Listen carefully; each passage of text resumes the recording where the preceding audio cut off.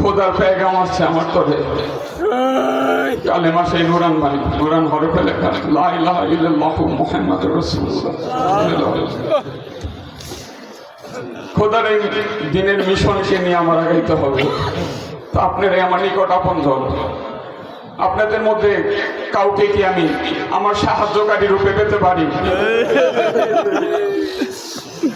সবাই নিশ্চুপ, কেউ কোনো শব্দ করে না। আবুল আহাব হাসর শুরু করলো। আমার দিনের নবী তাকে কেউ সাড়া দেয় না। মালিক মৌলা যখন দাঁড়িয়ে দাঁড়িয়ে ঘুরলেন, তার মুখের উপর দরজাও লাগাইতে হয়েছে। 3 বার পর পর আমার মৌলা জিজ্ঞেস করতেছেন, কাউকে কি পাবো না আপনাদের মধ্যে আমার সাহায্যকারী রূপে?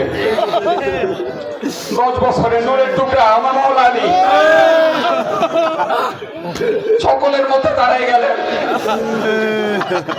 জি ইয়া রাসূলুল্লাহ, আমি সাক্ষ্য দেই আল্লাহ ছাড়া কোনো ইলাহ নাই এবং আপনি আল্লাহর রাসূল। ধমকে সরে তাকে বসাই দেওয়া হলো যে সবচেয়ে ছোট।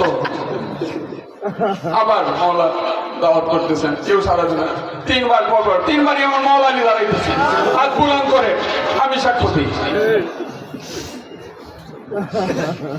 তো দয়াল নবী বললেন, হে আলী, আজ থেকে তুমি আমার ওয়াসি, তুমি আমার মাদদগার ভাই, তুমি আমার খলিফা। আমার পর তোমার হুকুম মানা সবার জন্য লাজিম হয়ে গেল। যেই হাত বুলান করছিলেন আমার মওলা আলী দয়ানবীরকে, সেই হাতি আখের বুলান করলেন গাধীরে ঘুমে সলক সাহাবীর মাজমায়। নূরের হাত ধরে বলেন, মান কুনতু মওলা ফাজ আলীউল মওলা। যারা আমাকে মওলা মানো তারা আলীকে মওলা মানবা। কোরআন পাকে সেই আয়াতে কালিমা বলছিলেন এর আগে, अन्नबिय्यु औला बिल मुमिनिना मिन अनफुसिहिम। আওলা সে সাবেত মানে আওলার এখানে জানের চেয়ে নিকটে বোঝানো হয়েছে যে তোমাদের জানের মালিকানা তোমাদের উপর যত, তার চেয়ে আমার মালিকানা তোমাদের জানের উপর বেশি। এটা কারা কারা মানো? সকলেই সাক্ষ্য দিচ্ছিল। কারা কারা আমাকে মওলা মানো? সকলেই সাক্ষ্য দিচ্ছিল। তাহলে আমার আলীকে মওলা মানতে হবে। তো সেই নূরের ধারা, বিলায়াতের ধারা, নবুয়াত কায়েম হয়ে গেল বিলায়াত দ্বারা। ওইখান থেকে নূরের ধারা ইমামিয়াতে জ্যোতি আসতেছে মনে প্রাণে।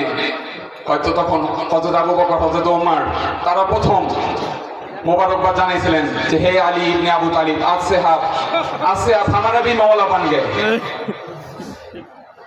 তো সেই নূরের ধারায় তখন নবী পাক বলছিলেন, ইয়া আইয়ুহার রাসূল বাল্লিগ মা উনজিলা ইলাইকা মিন রাব্বিক। কোরআনের শেষের দিকে আয়াতে, হে আল্লাহ, আল্লাহর পয়গাম আসে যে আপনি জানিয়ে দিন আমি আপনার ইন্তজারে, খুব শীঘ্রই আপনি আমার কাছে এসে পড়ছেন। তো কি আপনি উম্মতের জন্য কি রেখে আসেন? আমার মওলা আলী বিলায়াতের এলান। এবং মওলা দয়াল নবী বলেন যে আমি চলে যাব, তো তোমাদের জন্য 2টা জিনিস আমি রেখে যাচ্ছি। বারবার আমি বলি, কিতাব আল্লাহ ওয়ালিটাতে আহলুল বাইতি। কোরআনে পাক the complete code of life, আর আমার আহলুল বাইত দা হোলি প্রজেনি। এই 2টাকে তোমরা আঁকড়ায় ধরে থাকবা, হাতিতে থাকা লাইন। তো নবী পাক বলছেন যে আমার উম্মতের মধ্যে 73টা ফেরকা হবে, 72ই বাতিল, একটা হক। এই হক দলটা হলো কিতাব আল্লাহ ওয়ালিটাতে আহলুল বাইতের দল। এই দলটাই ওয়াতাসিমু বিহাবলিল্লাহি জামিআন ওয়ালা তাফাররাকু। আল্লাহ বলেছেন তোমরা আল্লাহর রশিকে শক্ত করে ধরো এবং বিভক্তিকরণ করো না। মওলা জাফর আস-সাদিক বলেন সেই রশি হইলাম আমরা আহলুল বাইত। তো নিজেদের মধ্যে বিভক্তি হইতেছে, কিন্তু আশেক পাগলা মওলা হুসাইন পাকের গোলামদের কোনো ভয় নাই। গোলামি হুসাইনীদের এইগুলো কোনো পরোয়া করে না।